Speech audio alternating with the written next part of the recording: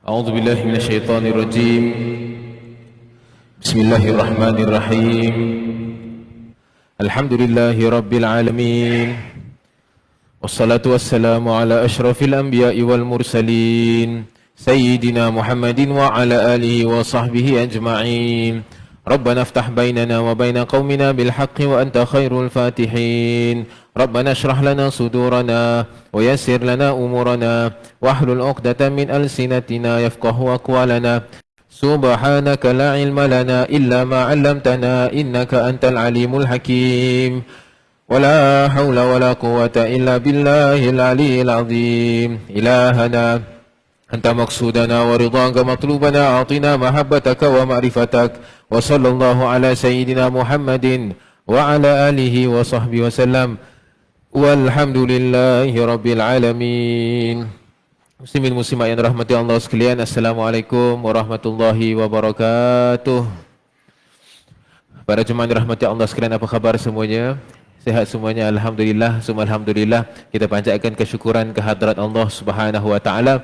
Hanya dengan limpah kurnianya, hanya dengan taufik hidayahnya, hanya dengan izin dan rahmatnya, Allah Subhanahu wa taala menggerakkan hati kita untuk berazam, berniat hadir majlis ilmu, dan Allah Subhanahu wa taala menggerakkan anggota badan kita dapatlah hadir ke Masjid Malabar pada hari malam ini ataupun mengikuti secara live. Kita mohon kepada Allah Subhanahu wa taala agar Allah Subhanahu wa taala memberkati segala usaha ini, agar Allah Subhanahu wa taala menjadikan majlis-majlis seperti ini sebab untuk kita dekat kepada Allah Subhanahu wa taala, sebab untuk tambah kemakrifatan kita terhadap Allah Subhanahu wa taala, sebab untuk menambahkan cinta kita pada Allah Subhanahu wa taala, sebab kedekatan kita dengan junjungan besar baginda Nabi Muhammadin sallallahu alaihi wasallam. Kita mohon pada Allah Subhanahu wa taala agar Allah Subhanahu wa taala kurniakan kita istiqamah dalam jalan ini hingga kehembusan nafas kita yang terakhir. Amin amin ya rabbal alamin. Muslimin muslimat dirahmati Allah sekalian, mari sama-sama kita mulakan majlis kita pada malam ini. Terlebih dahulu kita niatkan i'tikaf, semoga keberadaan kita di masjid ini diberkati Allah. Bismillahirrahmanirrahim. Nawaitu sunnatal i'tikaf fi hadzal masjid lillahi ta'ala. Seterusnya kita bacakan suratul Fatihah. Ila hadratin Nabi Sayyidina Muhammad Mustafa Rasulillah sallallahu alaihi wasallam wa ila arwahi ali baitihi al-mutahharin wa ashabil muttaqin was-sadati sufiyati aynama kanu wa halat arwahuhum min masharikil ardi ila magharibiha, khususan ila ruhi sultanil awliya'i was salihin al-qutbi rabbani wal arif as-samadani Syekh Abdul Qadir Jailani qaddasallahu sirrahul aziz, wa ila ruhi qutbi da'wati wal irsyad wa ghausil ibadi wal bilad al-habib Abdullah bin Ali wal Haddad wa usulihi wa furu'ihim, wa ila ruhi sahibil kitab al-habib Ahmad al-imam Ahmad bin Zain al-Habshi, wa ila ruhi al-marhuma Yandus Astagama Fauzi bintu Kumay Jumad, wa ila sahibil masjid Maulana Abu Bakar al-Maribari syai'un lillahi wa lahum ajma'in. Al-Fatiha. أعوذ بالله من الشيطان الرجيم. بسم الله الرحمن الرحيم. الحمد لله رب العالمين الرحمن الرحيم مالك يوم الدين إياك نعبد وإياك نستعين اهدنا الصراط المستقيم صراط الذين أنعمت عليهم غير المغضوب عليهم ولا الضالين آمين. اللهم افتح علينا فتوح العارفين وفقهنا في الدين وعلمنا التأويل واهدنا إلى سواء السبيل. اللهم ارزقنا فهم النبيين وحفظ المرسلين وإلهام الملائكة المقربين في عافية يا أرحم الراحمين. Ya Allah, ya Tuhan kami, kami mohon padamu ya Allah, bukakanlah kami segala pintu ilmu pengetahuan terhadapmu ya Allah. Ya Allah, kurniakanlah kami ilmu yang bermanfaat ya Allah, yang diiringi dengan amalan ya Allah, yang disertai dengan keikhlasan ya Allah. Ya Allah, tambahkanlah ilmu pengetahuan kami dengan tambahnya hidayah kami dan khasyah kami ya Allah. Ya Allah, janganlah jadikan dosa-dosa kami, kemaksiatan kami, kelalaian kami, penghambat kami menuntut ilmu ya Allah, penghambat kami mengenalmu ya Allah, penghambat kami mencintaimu ya Allah. Ya Allah, kami mohon padamu ya Allah agar kau kurniakan kami syafaat baginda Nabi Muhammad sallallahu alaihi wasallam di akhirat nanti ya Allah. Ya Allah, jadikanlah akhir kalam kami di dunia ini dengan lafaz la ilaha illallah Muhammadur Rasulullah sallallahu alaihi wasallam, wa sallallahu ala sayyidina Muhammadin wa ala alihi wa sahbihi wasallam, walhamdulillahi rabbil alamin. Alhamdulillah, summa alhamdulillah. Syukur kita pada Allah Subhanahu wa taala. Allah Subhanahu wa taala memberikan kita taufik hidayah dapat hadir majlis-majlis ilmu. Muslimin muslimat dirahmati Allah sekalian, mari sama-sama kita naikkan, tingkatkan semangat kita, tingkatkan keazam kita untuk terus menerus menghadiri majlis-majlis ilmu, kerana kehadiran kita itu merupakan petanda Allah Subhanahu wa taala inginkan kebaikan pada diri kita. Ini adalah janji baginda Nabi SAW. Rasulullah SAW bersabda, "Man yuridillahu bihi khairan yufaqihu fid din." Barang siapa Allah Taala inginkan kebaikan bagi dirinya, bagi agamanya, Allah Subhanahu wa taala akan mula memberikannya kefahaman dalam agama. Jadi termometer macam mana nak ukur bahawa kita ni diinginkan kebaikan ataupun tidak. Tengok, adakah ditambah ataupun tidak setiap minggu tu, ada tambah tak ilmu agama kita? Kalau ada tambah ilmu agama kita, alhamdulillah, petanda insya-Allah Subhanahu wa taala Allah Taala inginkan kebaikan pada diri kita. Kaedah yang kedua dalam rahmatan Allah sekalian, baginda Rasul sallallahu alaihi wasallam bersabda, "Kullun muyassarun lima khuliqalah." Setiap insan, setiap makhluk akan dipermudahkan untuk melakukan sesuatu yang seiringan dengan pengakhirannya. Ini sangat penting dalam rahmatan Allah sekalian. Setiap makhluk itu akan dipermudahkan sesuai dengan pengakhirannya. Contohnya apa? Kalau pengakhirannya Allah Taala nak berikan dia nikmat akhirat, Allah Taala nak masukkan dia ke dalam syurga, di dunia Allah Taala akan mudahkan dia buat ibadah. Jadi kalau tuan-tuan dan puan mendapati diri tuan-tuan dan puan rahmatan Allah sekalian, mudah untuk pergi ke majlis, mudah untuk solat pada waktunya, mudah untuk menghadiri, menjumpa para ulama dan sebagainya, mohon pada Allah Subhanahu wa taala, moga-moga ini petanda baik. Sebaliknya, sekiranya dipermudahkan kita nak buat maksiat, mudah sangat nak buat maksiat. Nak buat terlintas sedikit nak buat maksiat, terus boleh buat. Mohon pada Allah Taala, moga-moga ini bukan petanda bahawa akhiran kita tidak baik, yang kita mohon. Tapi Nabi Rasulullah SAW dah sebut, kalaulah pengakhirannya begitu, maka hidupnya akan dipermudahkan. Jadi apa yang ingin disampaikan di sini, banyakkanlah kita bersyukur tuan-tuan dan puan, sekiranya kita mendapati diri kita Allah Taala berikan taufik untuk menghadiri majlis, alhamdulillah. Untuk berzikir setelah solat, alhamdulillah. Dapat solat jemaah, alhamdulillah. Tambah ilmu, alhamdulillah. Jadi tuan-tuan dan puan sekalian, dengan penuh semangat, mari sama-sama kita sambung, lanjutkan perbahasan kita dalam kitab Risalatul Jami'ah. Sebuah risalah yang dikarang oleh Imam Ahmad bin Zain Al-Habsyi yang merangkumi segala aspek dalam agama kita. Yang pertama, tauhid, alhamdulillah selesai. Fikih dalam perjalanan, dalam prosesnya. Bab salat sudah selesai. Bab wudu, taharah, mandi dan sebagainya, bersuci semua sudah selesai. Salat sudah selesai, puasa sudah selesai. Sekarang kita masuk kepada perbahasan zakat. Dan minggu lepas kita telah pun mulakan perbahasan zakat. Muslimin muslimat yang dirahmati Allah sekalian, kita ulang kaji sedikit supaya kita tidak lupa. Zakat ini tuan-tuan rahmati Allah sekalian, kita bacakan dahulu apa yang disebutkan oleh Imam Ahmad bin Zain Al-Habsyi. Bismillah walhamdulillah wassalatu wassalamu ala Rasulillah wa ala alihi wa sahbihi wa man walah. Telah berkata Tuan Pengarang rahimahullah subhanahu wa ta'ala, semoga Allah subhanahu wa ta'ala menempatkan rohnya di Firdaus, amin ya rabbal alamin. Wa amma zakatu wa hiya rabi'u arkanil Islam, fatajibu 'alal muslimi ma'rifatu anwa'il amwalil wajibati fiha, wa hiya an-na'am wan naqdan wa tijarah wal rikaz wal ma'din wal mu'asyarat wa hiya al-hubub wa thimar. Zakat adalah rukun Islam yang keempat. Zakat adalah rukun Islam yang keempat. Pertama syahadah, kedua solat, yang ketiga puasa, keempat zakat dan kelima haji. Kenapa dikedepankan puasa di atas zakat? Kerana puasa itu lebih afdal daripada zakat. Tapi dalam hadis itu kadang-kadang baginda Nabi SAW itu mengedepankan zakat daripada puasa. Tapi kalau para ulama membahaskan yang mana yang lebih afdal, ibadah puasa atau ibadah zakat, jawapannya adalah ibadah puasa. Jadi di sini bila disebutkan zakat adalah rukun Islam yang keempat. Kemudian lanjutan, maka orang Islam, orang Muslim itu wajib mengetahui bermacam-macam harta yang wajib dikeluarkan zakatnya. Iaitu haiwan ternakan, emas dan perak ataupun seangkatan dengannya, duit dan sebagainya. Barang dagangan, rikaz, kita sudah bahaskan, dan juga barang al-ma'din, hasil bumi, ataupun muasyarat, biji-bijian dan buah-buahan. Muslimin muslimat rahmati Allah sekalian, kita ulang kaji minggu lepas. Okey.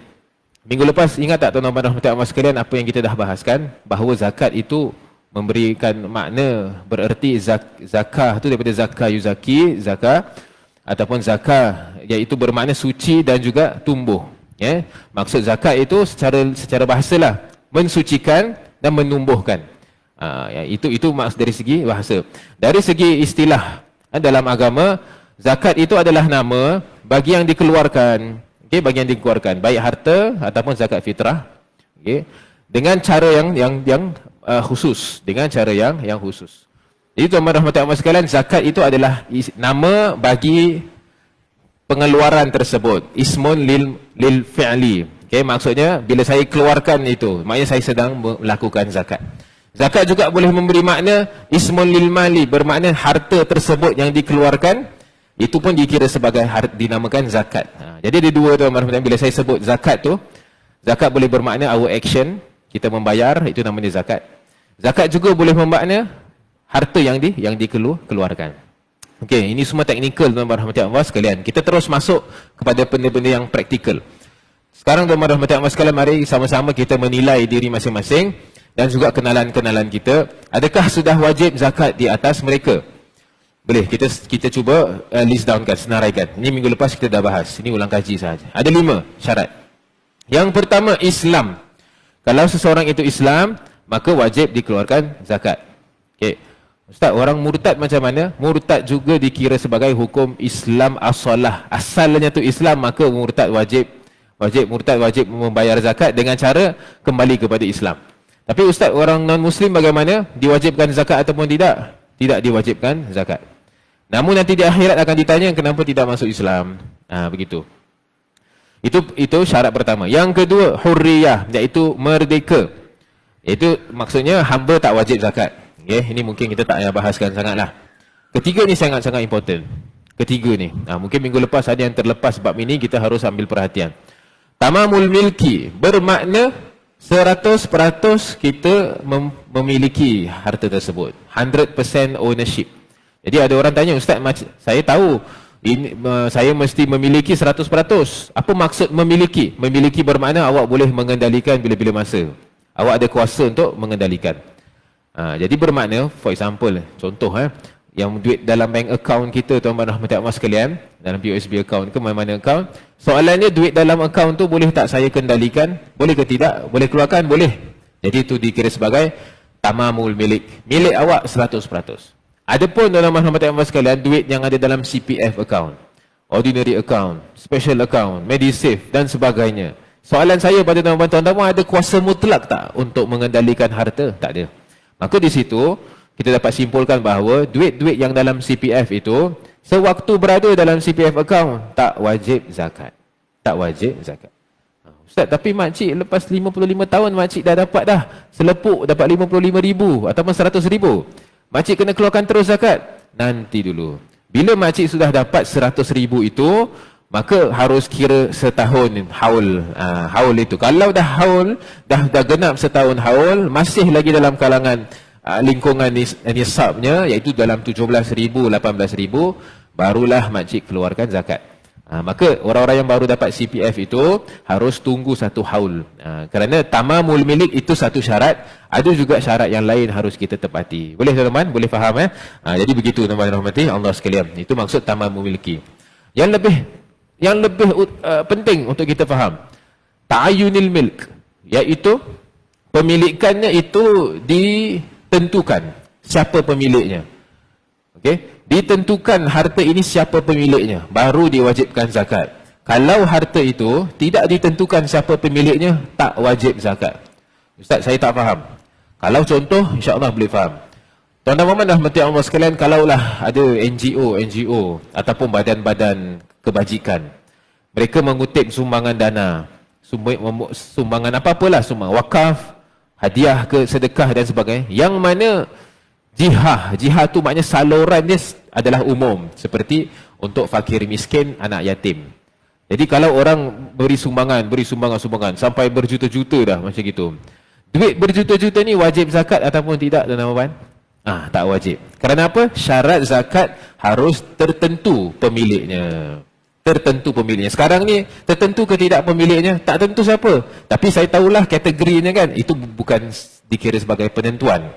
Penentuan tu Ahmad bin Fulan macam gini. Ini dia punya. Baru diwajibkan zakat untuknya. Tapi macam gini umum untuk para fuqara, para yatim dan sebagainya, hukumnya tidak wajib zakat. Sama juga harta wakaf dan warahmatullahi sekalian. Kalau seorang tu sebutkan, aku wakafkan ke atas orang fakir miskin, anak yatim di sekian-sekian tempat dan sebagainya. Jadi duit-duitnya, aset-asetnya tu semua tidak wajib zakat. Tidak wajib zakat. Sebab apa? Sebab tidak tertentu pemiliknya. Okey, lain tuan-tuan dan rahmatullahi sekalian, kalau tuan-tuan dah faham konsep tu, saya kasih soalan ini. Apa hukumnya? Kalau saya kata, saya wakafkan beberapa juta ataupun beberapa aset ni kepada kawan saya namanya Zaid bin Ahmad contoh. Jadi, duit wakaf betul tak? Duit sumbangan. Tapi saya berikan pada Zaid bin Ahmad. Soalan dia, wajib zakat ataupun tidak harta itu? Wajib zakat tak? Ustaz, tak wajib sebab dia wakaf. Salah. Dia bukan pasal wakaf tak wakaf. Dia pasal tertentu ataupun tidak kan? Jadi corongnya dah sebut dah anggap maknanya apa? Wajib zakat. Kenapa? Sebab walaupun harta wakaf, walaupun duit sumbangan, walaupun duit ini, tapi sudah tertentu pemiliknya. Dia seorang. Maka disebabkan itu wajib bayar zakat. Ini syarat yang selalu lazimnya orang terlepas pandang. Orang terlepas pandang dalam bab ini. Kerana zakat itu memerlukan ketentuan pemiliknya. Itu adalah syarat yang keberapa? Keempat. Sangat-sangat penting tuan-tuan dan puan sekalian. Ya. Kita zaman ini zaman fitnah, zaman kekeliruan. Yang boleh menyelamatkan kita hanya ilmu agama tuan-tuan dan puan sekalian. Lagi-lagi badan-badan ataupun orang-orang yang diamanahkan dengan amanah-amanah sumbangan, amanah-amanah zakat ini, yang boleh menyelamatkan ilmu agama satu, dan juga ketakwaan kepada Allah SWT. Tapi nak dapat takwa tu kena belajarlah syariatnya dulu, kena belajar apa hukum hakamnya dan sebagainya. Wa tayakunil wujud. Tayakunil wujud tu pemilik dia mesti wujud secara yakin. Kalau belum yakin wujud, belum wajib zakat. Contoh. Saya terus apa orang panggil, saya sedekahkan, hadiahkan, wakafkan, berikan sejumlah wang kepada anak kawan saya. Tapi anak dia belum beranak lagi. Contoh, member kita baru berumah tangga, kita dah berikan wang. Ini 4,000 ini 20,000 ni aku kasih dekat zuriat kau. Kan dah tentu pemiliknya zuriatnya. Tapi dah setahun belum lagi dapat zuriat contohnya, ataupun masih dah dalam kandungan, masih janin lagi. Dah setahun, dah sampai haul, wajib tak keluarkan zakat? Tak wajib lagi. Kerana apa? Belum yakin wujudnya si bayi itu. Setelah dia beranak, setelah dilahirkan, barulah dikira sebagai yakin. Okay? Nah, ini semua ini apa orang panggil, ini fardu takdir. Fardu takdir itu kalaulah diandaikan berlaku perkara-perkara ini. Okay, wallahu subhanahu wa ta'ala alam. Ini perbahasan minggu lepas mengenai syarat-syarat wajib zakat. Kalau ada soalan, boleh bertanya. Ada minggu lepas ada yang bertanya, Ustaz, fixed deposit wajib bayar zakat ke tidak? Sebelum menjawab apa-apa ataupun sebelum menurunkan apa-apa hukum pun tuan-tuan, mesti ada gambaran dulu. Saya kena tanya tuan-tuan, apa makna fixed deposit itu? Tuan-tuan mesti serahkan pada saya apa maksud fixed deposit. Ustaz, fixed deposit tu macam kita letak sejumlah wang dekat bank dan sebagainya dengan syarat dah tak boleh keluarkan lagi. Adakah betul penerangan saya? Kalau keluarkan kena bayar fee dan sebagainya. Betul ke tidak tuan-tuan? Ataupun ada perincian lebih? Setakat apa yang saya tahu fixed deposit macam itu. Wallahu ta'ala alam. Kalau begitu gambarannya, soalan yang seterusnya adalah, kita masih lagi boleh kendalikan tak harta tu? Kalau masih lagi boleh kendalikan, walaupun kena bayar fee dan sebagainya, means kita masih ada power lagi. Kita masih lagi ada ownership, kita masih lagi boleh tasarruf, boleh kendalikan, bermakna masih lagi diwajibkan zakat. Allah SWT alam, saya tak pasti kalau fixed deposit tu tak kasih keluar langsung. Selalunya kalau fixed deposit mesti dia kasih keluar, tapi kena bayar fee dan sebagainya. Allah SWT alam. Ya. Kalau ada soalan-soalan lain, kita boleh bahaskanlah, insya-Allah. Okey. Teman-teman rahmati Allah sekalian, selesai syarat wajib. Syarat wajib dah tahu. Cuma kita letakkan dalam minda kita akan ada syarat-syarat tambahan berdasarkan jenis-jenis harta. Itu nanti cerita. Okay? Sekarang kita nak tahu jenis-jenis harta yang diwajibkan zakat. Pertama, an-na'am. An-na'am itu apa? Haiwan ternakan. Muslimin muslimat rahmatullahi Allah sekalian, ini sangat penting. Ini sangat penting. Haiwan ternakan itu diwajibkan zakat. Tapi macam mana? Adakah semua, Ustaz, saya ternak ayam, saya kena bayar zakat tak? Tak ada. Haiwan ternakan bukan ayam tuan-tuan. Dalam bab konteks zakat ini, haiwan ternakan hanya 3. Unta, lembu, kambing. Dah. Unta yang macam mana Ustaz? Lembu yang macam mana? Kambing? Tak perlu tanya. Bila Allah Taala sebutkan, Nabi SAW sebutkan unta, lembu dan kambing, bermakna mutlak apa sahaja jenisnya, apa sahaja sifatnya. Okay? Tapi ada beberapa syarat yang harus kita pastikan. Mari kita bacakan. Fala zakata fi ma siwan na'amis sa'imah wa yushtaratul haulu laha. Tidak ada zakat pada selain haiwan ternak yang digembalakan dan disyaratkan haul.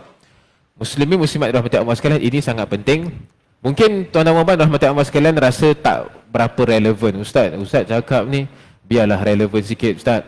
Cakap janganlah sebut pasal haiwan ternakan dan sebagainya. Nanti dulu tuan-tuan rahmati Allah sekalian. Baginda Rasulullah SAW telah menjanjikan keselamatan akhir zaman itu, akhir zaman itu, keselamatan dia ada pada pengembalaan haiwan ternakan. Macam mana tuan-tuan dan puan rahmati Allah sekalian nak besar-besarkan investment, nak besar-besarkan apa-apa bentuk investment. Baginda Nabi SAW sebutkan, akan datang satu masa yang mana kamu itu inginkan, kamu itu menyendiri di gunung-gunung. Kamu sama haiwan pengembalaan kamu. Apabila Rasulullah SAW sebutkan bahawa akhir zaman nanti semua orang akan ingin hidup dekat gunung jauh daripada fitnah akhir zaman bersama dengan haiwan ternakan, para ulama sebutkan di situ ada isyarat bahawa bisnes yang akan berkekalan hingga ke hari kiamat adalah bisnes ternakan. Maksudnya tuan-tuan rahmati Allah sekalian, jangan pernah kita merasa bahawa alah ini haiwan ternakan ni zaman dulu je. Tuan-tuan rahmati Allah sekalian, kalau betul haiwan dulu kita setiap hari makan tu, dari mana kita dapat? Makanan ayam kita, kambing, daging dan sebagainya semua import dan ekspor. Tuan-tuan betul tak? Sejak zaman industrialization, sejak zaman globalization, kita dah kurang ternakan dan sebagainya. Baginda Rasulullah SAW sebutkan keselamatan akhir zaman ada pada perkara tersebut. Jadi jangan ada kita fikir macam alah Ustaz ini zaman dulu relevan. Tidak. Dia akan relevan hingga ke hari kiamat. Jadi baginda Nabi SAW sebutkan, balik kepada bab zakat. Kalau dah termasuk bab fitnah akhir zaman, dah tak habis. Dah tak habis, cerita dia memang tak habis. Kita kembali kepada perbahasan zakat. Para ulama mengatakan, baginda Nabi SAW sebutkan dalam hadis, la zakata illa fis sa'imah. Fi ghanamis sa'imati zakat. Yang diwajibkan zakat adalah haiwan ternakan yang digembalakan. Haiwan ternakan yang digembalakan. Apa maksud gembalaan kambing? Gembala kambing begini. Teman-teman rahmati Allah sekalian, saya ada ladang. Dalam ladang saya itu ada dalam beratus-ratus ekor kambing biri-biri. Setiap hari saya akan bawa kambing-kambing saya pergi dekat Kalail Mubah. Dekat padang gurun. Padang. Di situ ada rumput-rumput dan sebagainya. Saya kasih kambing biri-biri saya semua makan sesuka hati mereka. Waktu pagi saya bawa keluar. Biar diorang makan. Dah habis. Lepas tu nanti petang bawa balik dan sebagainya. Itu namanya ghanam as-sa'imah. Kambing biri-biri seperti itu, haiwan ternakan seperti itu yang wajib zakat. Ini penting teman-teman. Kenapa harus kita faham perkara ini? Kerana begini, kalaulah kambing-kambing itu saya tak ada padang untuk saya keluarkan, makan free tau. Kalail Mubah makan free, makan rumput-rumput yang free, itu yang wajib zakat. Tapi kalau saya tak macam gitu, saya kes yang ada ladang, saya beli rumput. Saya beli, ada kos. Saya beli makanan mereka. Saya beli dia punya makan seharian dan sebagainya. Saya dah bayar itu semua. Biar kasih dia orang makan. Haiwan ternakan itu tak wajib zakat. Boleh teman-teman. Jadi ada dua bahagian. Haiwan ternakan. Ni kalau bagi siapa-siapa yang nak teringin ada niat nak buka bisnes, buka ladang, nak buka ladang, nak pelihara kambing dan sebagainya. Kita tengok. Kalau penggembalaan kambing itu melibatkan makan rumput-rumput dekat padang yang luas. Itu wajib zakat. Wajib zakat. Kalau pula kita tak buat macam itu, saya belikan barang dia, saya belikan dia punya rumput dan sebagainya, itu tak wajib zakat. Ustaz, kalau gitu best lah Ustaz. Saya tak payah bayar zakat kalau saya beli kambing yang tak payah makan kat padang, kambing yang saya belikan rumput-rumputnya tak wajib zakat. Ya, tak wajib zakat. Kecuali kalau tuan-tuan dan puan bila buka ladang tu, tuan-tuan dan puan niatkan bisnes. Kecuali kalau tuan-tuan dan puan bila buka ladang, Tuan-tuan niatkan bisnes. Aku memang buat ni as an investment. Aku beli kambing-kambing dan sebagainya supaya nanti boleh jual dan sebagainya. Ataupun nanti waktu musim korban aku jual kambing-kambing aku dan sebagainya. Soalan saya sekarang itu haiwan dah bukan jadi ternakan. Haiwan itu dah jadi perniagaan. Bila haiwan dah jadi perniagaan, dia termasuk kepada kategori zakat yang seterusnya, zakat perniagaan. Okey. Jadi tuan-tuan rahmati Allah sekalian, harus kita peka dalam bab ini. Ustaz, saya nak buka ladang lah sekarang. Okey, saya tanya tuan-tuan dan puan. Nak buka ladang, apa sebabnya? Saya nak ternak. Memang saya nak ternak. Jadi bila nak makan senang, sembelih sendiri dan sebagainya, ternak. Ada niat bisnes tak? Ada niat nak jual lah ataupun tak ada niat nak bisnes. Maka dia ikut hukum zakat yang ini, zakat haiwan ternakan. Setiap kali 40 kambing, 1 kambing keluar zakat. Setiap kali itu dia punya kiraan dia. Tapi Ustaz, saya tak nak niat ternakan, saya nak niat bisnes, nak jual beli dan sebagainya. Jadilah zakat perniagaan. Zakat perniagaan ceritanya panjang, nanti dia punya perbahasan dia insya-Allah. Okey. Jadi begitu tuan-tuan rahmati Allah sekalian, tiada zakat pada haiwan ternakan yang dibeli, rumputnya dibeli, makan-makan itu semua tak payah bayar zakat. Juga lembu-lembu, kambing-kambing yang digunakan untuk bekerja. Ustaz, saya ternak lembu, tapi lembunya untuk angkat barang, lembunya untuk sekian, untuk ada kerjalah, awamil. Kita panggil tu haiwan tu awamil. Haiwan awamil juga tak wajib zakat. Okey, selesailah. Kita habiskan perbahasan ternakan dekat sini. Kita masuk kepada jenis yang seterusnya. Wa kadzalika yushtaratu linuqudi wa tijarah wa yushtaratu fi hadhihi al-anwa'i nisabi aidan.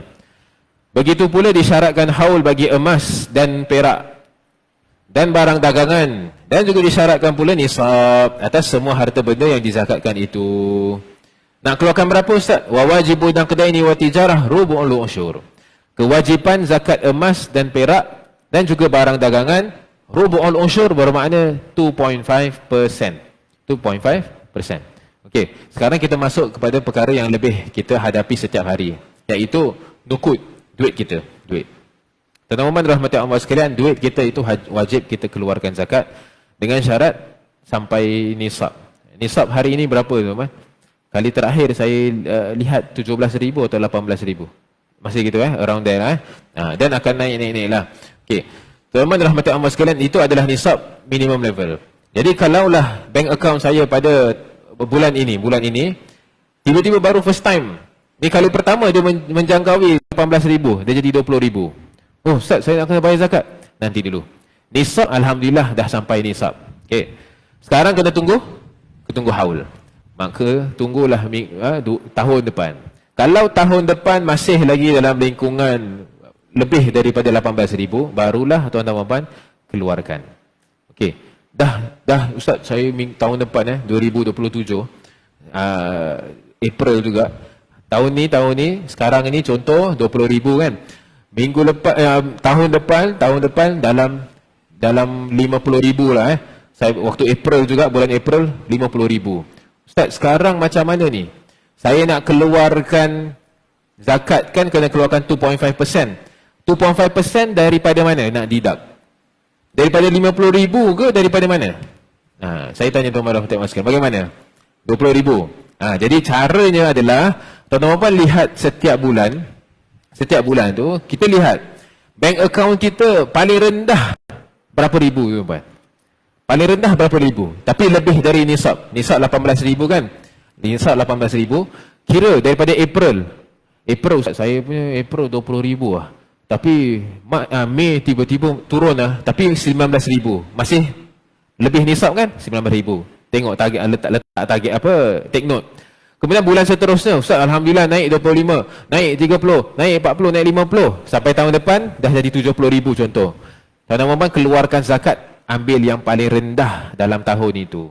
Sebab itulah yang paling yakin sudah menepati haul dan juga nisab. Jadi keluar berapa ribu tuan-tuan? 17,000. 19,000 sahaja yang tadi. Itu contohnya. Ustaz, tapi saya ada soalan. Ustaz bilang ni seolah-olah saya cuma satu akaun je Ustaz ni. Saya ada 5 lah akaun. Macam mana Ustaz? Macam mana cara kira kalau ada 5 bank account? Dan semuanya pastikan dahulu dia tak ada bank account yang berkongsi dengan isteri, dan itu cara kiranya lain. Berkongsi dengan anak itu cara kira lain. Ini yang betul-betul hak mutlak kita punya. Saya ada akaun A, B, C, D, E. Macam mana caranya? Tuan-tuan boleh rujuk website MUIS, dia dah ada formula dan sebagainya. Saya berikan rumusannya. Tengok bulan April. Bulan April, pluskan, campurkan A, B, C, D, E. Berapa ribu? Berapa ribu? Oh, saya dapat dalam 100,000 lah. Tengok bulan Mei, A, B, C, D, E. Tengok campur berapa? Ustaz, dalam 70,000. Seterusnya. Kemudian dah sampai tahun depan, tengok bilangan jumlah akaun A sampai B, bulan mana yang paling rendah. Itu tuan-tuan perempuan ambil. Itu tuan-tuan perempuan ambil. Bermakna ikut kiraan per bulan. Setiap bulan mana yang paling rendah. Ada orang salah kira macam gini cara dia. Dia tengok akaun A, mana paling rendah dia ambil. Akaun B dia ambil mana paling rendah. Akaun C dia ambil paling rendah. Last $5, berapa dolar je tuan-tuan tengok sekalian. Bukan begitu caranya. Contoh saya kasih contoh. Ada orang begini. Akaun A, dia tengok dalam setahun, dia ambil yang paling rendah. Oh, bulan Oktober dia ambil dalam 20,000. Habis akaun B dia tengok, oh ini yang paling rendah bulan Ogos dia ambil. Itu cara yang salah. Sebab tuan-tuan ambil bulan yang berlainan. Dia tak boleh gitu. Kena konsisten, tengok setiap bulan. Dia kena ikut per bulan, bukan ikut per account. Saya harap benda ni tidak mengelirukan, tapi sangat penting. Sangat penting. Tuan-tuan percayalah, the moment ketika tuan-tuan Muhammad rahmati Allah sekalian mula bersemangat untuk mengambil tahu, Ustaz ni macam mana nak bayar zakat, ni macam mana nak bayar zakat, petanda itu adalah petanda taufik daripada Allah SWT untuk kita menunaikan rukun Islam. Ada orang tak terfikir langsung pun. Ada yang tak terfikir langsung pun, kena ke macam gini kalau dah banyak-banyak akaun ni? Perlu ke macam gini? Akaun saya yang pertama 1,000 je. Akaun kedua 2,000 je. Akaun ketiga 15,000. Akaun keempat, siapa kata ikut per akaun? Dia tak ada. Kita campur semua tu. Kalau dah sampai nisab, wajib zakat. Ada orang rasa, Ustaz, kalau saya pisahkan jadi 2 akaun, saya tak payah wajib zakat ke? Bukan begitu. Contohnya akaun pertama saya 10,000, akaun kedua 10,000. Dia tak ikut macam 10-10, dia ikut bila gabungkan dua-duanya. Wallahu subhanahu wa ta'ala alam. Jadi tuan-tuan rahmati Allah sekalian, dia macam ginilah. Imam Ghazali sebut dalam Ihya Ulumuddin lah. Zakat ini, rahsia zakat ni dia bukan sebuah bebanan. Dia bukan macam kita bayar teks kepada Allah SWT. Tidak. Dia adalah untuk mensucikan dan memberikan keberkatan kepada harta kita.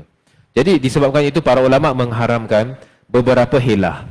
Walaupun helahnya itu dia menyebabkan zakatnya tak wajib, tapi dia jadi haram. Yang ini saya kongsikan, tuan-tuan rahmati Allah boleh catatkan ataupun boleh hafal helah ini. Bukan untuk diamalkan tapi untuk dijauhkan. Ada orang kerana dia tak nak zakat itu diwajibkan, jadi apa dia buat, tuan-tuan rahmati Allah sekalian? Rasa-rasa apa dia buat? Dia dah sampai dah 20,000. Nak genap haul. Esok masuk haul. Hari ini dia sedekahkan, contoh 4,000, dia sedekahkan berapa ratus lah. Ataupun dia kasih dekat anak dia. Dia kata, nanti kau kasih bapak balik lah lepas tu. Aku kasih kau hadiah, tapi kau make sure kau hadiahkan aku balik lagi 2-3 hari. Apakah hukum dia melakukan perkara tersebut? Pertama, perkara tersebut membuatkan zakatnya tidak wajib. Betul. Yes. Memang benda tu akan buatkan zakat tak wajib untuknya. Sebab apa? Dah tak sampai nisab. Okay? Itu bab itu memang tak wajib zakat. Akan tetapi sikap dia itu mencari helah, sikapnya itu untuk nak escape dan sebagainya, sikapnya itu menjadi haram. Sikapnya menjadi dosa. Berdosa. Berdosa. Semoga Allah SWT golongkan kita di kalangan mereka yang apabila tambah ilmunya, tambah hidayahnya, bukan tambah keberaniannya untuk melanggar hukum syariat Allah SWT. Amin ya rabbal alamin. Begitu juga tuan-tuan rahmati Allah sekalian, seterusnya barang dagangan, urudut tijarah. Okey, urudut tijarah ini sangat-sangat penting tuan-tuan rahmati Allah sekalian. Urudut tijarah ini bagaimana menjadi sesuatu perkara itu, bagaimana dia menjadi urudut tijarah? Dengan niat. Itu je. Dengan niat. Dengan niat je. Macam contoh tuan-tuan rahmati Allah sekalian, saya beli secara bulk secara jumlah banyak, beratus-ratus apalah baju ke apa-apalah baju. Kalau saya niat beli, saya beratus-ratus tu saya niat simpan. Kunyah tu simpan kat rumah untuk pakai dan sebagainya. Itu tak ada wajib zakat. Ketika the moment saya cuba niat, saya terus niat, ini aku nak buat bisnes. Terus barang itu kategorinya bertukar menjadi urudu tijarah, barang dagangan. Begitu. Sama juga macam kambing juga. Kalau boleh saya katakan zaman sekarang orang kalau buka ladang for business, of course terus dia jadi urudu tijarah. Saya beli kambing atau saya beli ladang, saya niatkan ini untuk investment. Dah itu menjadi urudu tijarah. Aset-aset, beli real estate, nak beli apa segala macam saham yang mengikuti syarak dan sebagainya, itu semua kalau dah niatkan urudu tijarah, wajib keluarkan zakat sebagai zakat perdagangan. Jadi orang yang beli stocks yang mengikut halal, yang mengikut syariat dan sebagainya, itu semua urudu tijarah. Saya kalau beli emas pun, tuan-tuan, kalau saya beli emas pun, saya niat investment, dia jadi urudu tijarah. Dia bukan zakat emas lagi, dia jadi zakat investment, zakat urudu tijarah. Dan begitulah tuan-tuan rahmati Allah sekalian.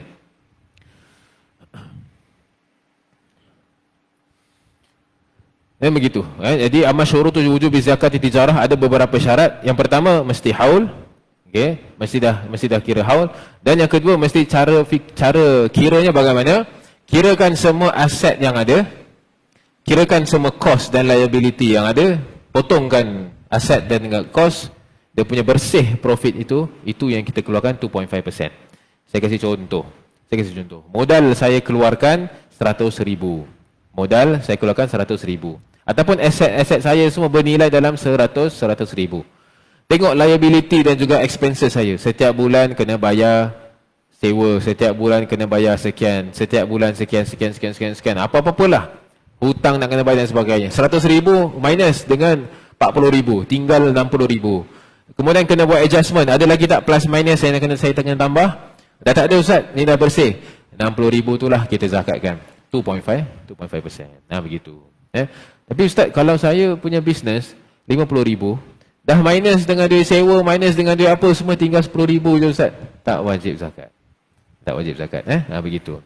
Allahu subhanahu wa ta'ala alam. Dan juga banyak lagi perbahasan. Lebih-lebih lagi kalau saya buat investment dengan duit. Itu ada perbahasan yang lebih mendalam. Kalau ada kesempatan lain baru kita bahaskan. Kalau tidak, kita masuk kepada perbahasan yang seterusnya. Wa wajibul hububi wa thimar allati suqyas bima'una nisful ushur wa bighairi ma'una al-ushur. Sekarang kita masuk kepada zakat. Ada soalan? Kalau ada soalan boleh bertanya, insya-Allah. Sekarang kita masuk kepada zakat biji-bijian dan juga buah-buahan. Al-hububi wa thimar. Bermakna kalau kita masuk dalam arena agriculture, tuan-tuan dan puan-puan sekalian, kalau tadi ternakan binatang, sekarang masuk pertanian pula. Pertanian ini ada dua macam. Okay, sangat simple, very straightforward. InsyaAllah jangan risau. Pertanian ini ada dua macam. Yang pertama, jenis yang pertama ini bimu'nah, dengan kos. Yang kedua tanpa kos. Ustaz, mana ada agriculture tanpa kos? Ada juga. Ada orang itu cuma tanam, kemudian mengharapkan hujan sahaja. Orang-orang yang tinggal di area pegunungan yang mana hujannya setiap hari, contoh. Di tempat yang memang Allah SWT turunkan hujan setiap masa dan sebagainya, memang cukup. Tak perlu nak kena jaga dan sebagainya. Itu maknanya itu dinamakan pertanian yang tidak ada kosnya, tanpa mu'nah, tanpa kos. Ada juga pertanian yang ada kosnya. Adapun yang pertama, adapun pertanian yang mesti kita kena bayar. Ustaz, saya beli dia punya baja dia. Ustaz, saya beli dia punya traktor dia, saya beli dia punya pipe air dan sebagainya. Maka awak hanya perlu keluarkan zakat nisful ushur. Nisful ushur 5%.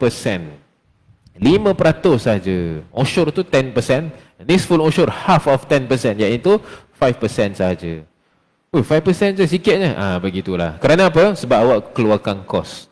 Awak bayar untuk ni dan sebagainya. Tapi kalau awak ada pertanian, dan pertanian itu tanpa biaya, pakai hujan aja, ataupun ambil daripada sungai, macam gitu kan. Ada orang pertanian di sebelah sungai. Kalau kat Mesir kita sebelah sungai Nil. Lepas tu tak pakai apa-apa kos, pakai daripada air sungai sahaja. Tak ada kos sangat. Kalau macam gitu, zakatnya bukan 5%, zakatnya lebih sikit, 10%. Al-ushur.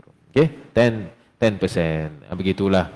Baginda Nabi SAW bersabda dalam hadis, "Fima saqatis sama' wal uyun aw kana athariyan al-ushur." Apa-apa pertanian yang diberi makan olehnya langit ataupun air mata air ataupun sungai, maka zakatnya adalah 10%. Tapi apa-apa pertanian yang diusahakan, maka setengah daripada 10% iaitu 5%. 5%. Dan begitulah tuan-tuan dan rahmati Allah sekalian. Di sini sangat-sangat penting. Sangat-sangat penting. Al-hubub wa thimar di sini tuan-tuan dan rahmati Allah sekalian. Apakah maksud hubub dan thimar? Hubub dan thimar di sini hanya rutab wal inab sahaja. Wal muradu bis thimar. Kalau thimar buah-buahan apa yang kena zakat? Hanya kurma dan juga anggur. Kurma dan juga anggur. Okey. Amal hubub tapi biji-bijian, maka semua bentuk biji-bijian. Saya ulangi sekali lagi, sangat penting. Ustaz, saya buka agriculture, saya buka tanam, saya buat pertanian. Awak pertanian buah ke biji-bijian? Saya buat buah. Buah apa? Kurma dan juga anggur ataupun kurma ataupun anggur. Itu wajib zakat. Ustaz, tapi kalau saya buka ladang pertanian, saya cocok tanam apple, strawberry, itu semua tak wajib zakat. Okey, di sini Nabi SAW khususkan dua sahaja, iaitu kurma dan juga inab, iaitu anggur. Itu maksud thimar. Adapun al-hubub, biji-bijian. Ustaz, saya tak buka buah, saya buat biji-biji.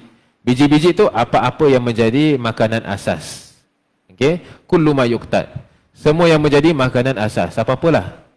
Gandum, barley dan sebagainya, apa-apa yang menjadi makanan asas kita, itu dah dikira sebagai diwajibkan zakat. Okey, soalan saya pada para jemaah. Ustaz, kalau saya bercocok tanam sayur-sayuran macam mana? Sawi, bayam dan sebagainya. Itu wajib ke tidak zakat? Tak wajib zakat. Fala zakata fi syai'in minha. Itu tidak menjadi wajib zakat. Kecuali apa? Tuan-tuan dan puan sekalian. Kecuali kalau saya buka ladang strawberry, saya buka ladang bawang, bayang saya untuk apa? Perniagaan. Kecuali kalau saya dah niatkan ini semua untuk perniagaan, of course saya kena bayar zakat. Tapi bukan under zakat yang ni tau. Bukan under zakat sayur-sayuran, tapi zakat perniagaan. Ada orang kalau tak belajar, dia buat macam gini, dia buka pertanian dan sebagainya. Lepas tu kata, Ustaz, saya keluar zakat ni, saya keluar zakat 5%. Sebab apa? Nabi ajar kalau pertanian 5%. Salah. Pertanian itu kalau sudah diniatkan sebagai perniagaan, maka dia ambil hukum perniagaan. Perniagaan berapa peratus tuan-tuan? 2.5%. Maka di sini sangat-sangat penting untuk kita mengetahui, untuk kita memahami.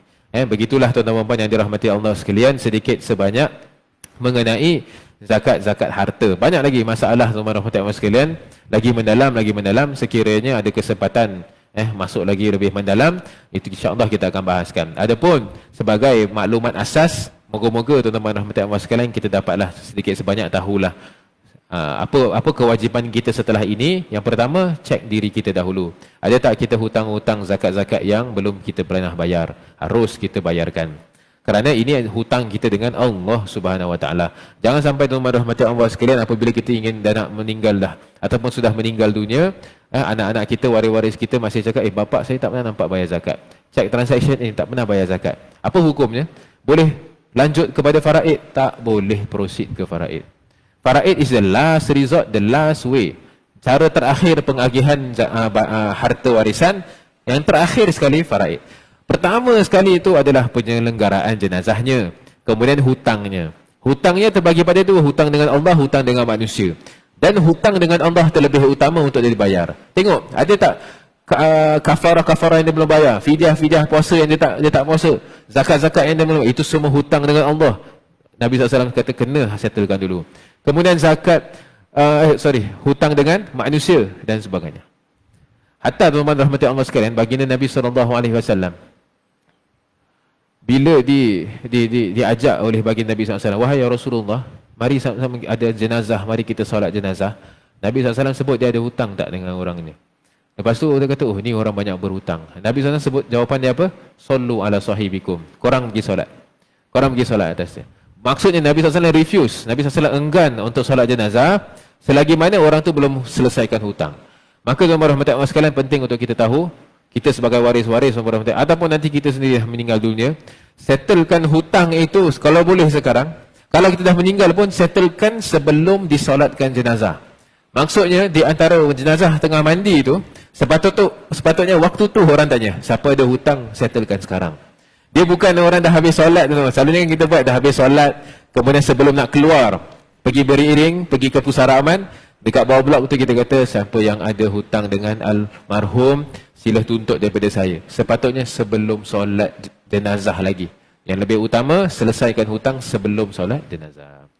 Begitulah tuan-tuan puan yang dirahmati Allah sekalian. Semoga perkara ini menjadikan meniupkan semangat kita untuk terus menuntut ilmu Allah Subhanahu Wa Taala, kerana inilah bahtera kita untuk melayari lautan kehidupan kita pada akhir zaman. Saya faham tuan-tuan rahmati sekalian, kadang-kadang bila kita belajar ilmu fikih ni, kadang-kadang rasa berat sedikit. Kadang rasa ustaz, tak sama je ustaz macam belajar tasawuf. Mestilah tak sama. Ilmu tasawuf ni kita belajar itu untuk mengobati hati, maka hati itu kadang-kadang rasa sedap dan senang. Tapi ilmu fikih bukan begitu. Ilmu fikih itu memerlukan kita memerahkan otak kita, perahkan seperah-perahnya. Sampai tuan-tuan rahmati Allah sekalian, Al-Imam Jalaluddin Al-Mahalli ni terakhir sebelum kita mengakhiri kuliah ini. Al-Imam Al-Mahalli, Jalaluddin Mahalli, pengarang Tafsirul Jalalain, salah sebuah pengarangnya.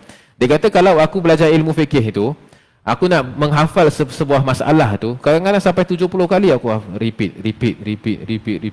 Sampai naik demam kadang-kadang. Sampai demam tu hanya untuk menghafal sebuah masalah.